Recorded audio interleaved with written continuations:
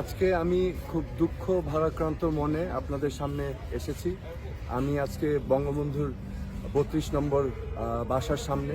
এটা আপনারা সবাই জানেন, এটা বঙ্গবন্ধু জাদুঘর ছিল এবং এই বাড়িতেই ১৯৭৫ সালের ১৫ই আগস্ট আমাদের জাতির জনক বঙ্গবন্ধুকে সপরিবারে নির্মমভাবে হত্যা করা হয়েছিল।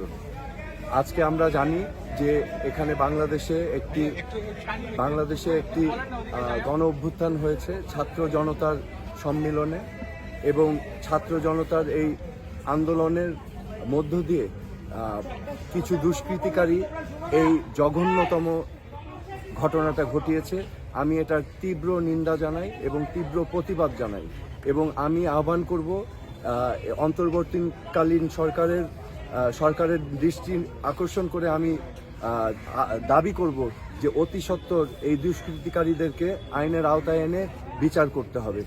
আজকে আমি আরও আমার মনের কথা আমি বলতে চাই। আজকে আমার এখানে আসা হচ্ছে আমার বিবেকের তাড়নায়।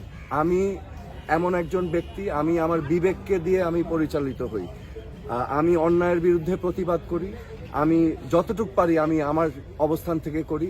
আজকে আমি বঙ্গবন্ধুর এই ৩২ নম্বরের এই বাসায় সেই আবেগের কারণেই আমি উপস্থিত হয়েছি, এবং আমি এটা কোনো অবস্থাতেই মেনে নিতে পারি না যে আমাদের ইতিহাস ঐতিহ্য, কারণ বঙ্গবন্ধু হচ্ছেন আমাদের স্বাধীনতার প্রতীক, তিনি বাংলাদেশের সম্বল।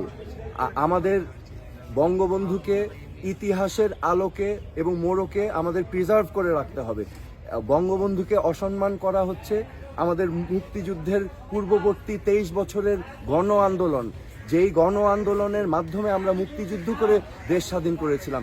আজকে যে ছাত্র জনতা যারা আজকে আন্দোলন করেছে, তাদের উদ্দেশ্য কিন্তু একটি বৈষম্যহীন বাংলাদেশ, একটি বাংলাদেশ যেখানে সবার অধিকার নিশ্চিত করা হবে, এমন একটি বাংলাদেশ যেখানে সবার বাক স্বাধীনতা থাকবে, এমন একটি বাংলাদেশ যেখানে মেধাই হবে মূল মাপকাঠি। তো আমাদের মুক্তিযুদ্ধের চেতনাই কিন্তু সেই চেতনা, কিন্তু দুর্ভাগ্য আমরা এই আদর্শটাকে বাস্তবায়ন করতে পারিনি বাংলাদেশে এই পর্যন্ত। তো আজকে ছাত্র জনতা সেই উদ্দেশ্য নিয়েই কিন্তু আজকে রাজপথে নেমেছিল।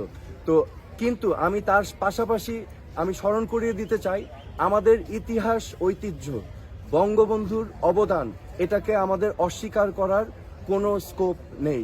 কারণ আমাদের অতীত, আমাদের সত্তা যদি আমরা ভুলে যাই, তাহলে কিন্তু আমরা ভবিষ্যৎ গড়তে পারবো না। সেই বাংলাদেশ কিন্তু সেই আধুনিক গণতান্ত্রিক এবং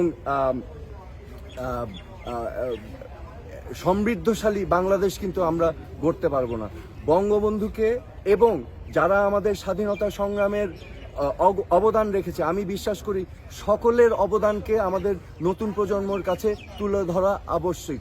যেমন হোসেন শহীদ সারওয়ার্দী, একে ফজলুল হক, বঙ্গবন্ধু আমাদের মুক্তিযুদ্ধের অনুপ্রেরণা দিয়েছেন, তাজউদ্দিন আহমেদ, সৈয়দ নজরুল ইসলাম, এমনকি আমাদের মুক্তিযুদ্ধে অবদান রেখেছেন জিয়াউর রহমান সহ 11 জন সেক্টর কমান্ডার, এবং যার আরও অনেক বীর, অনেক হিরো এবং অনেক মহানায়ক আছেন, যাদের ইতিহাস আমাদের নতুন প্রজন্মের কাছে তুলে ধরা আবশ্যক।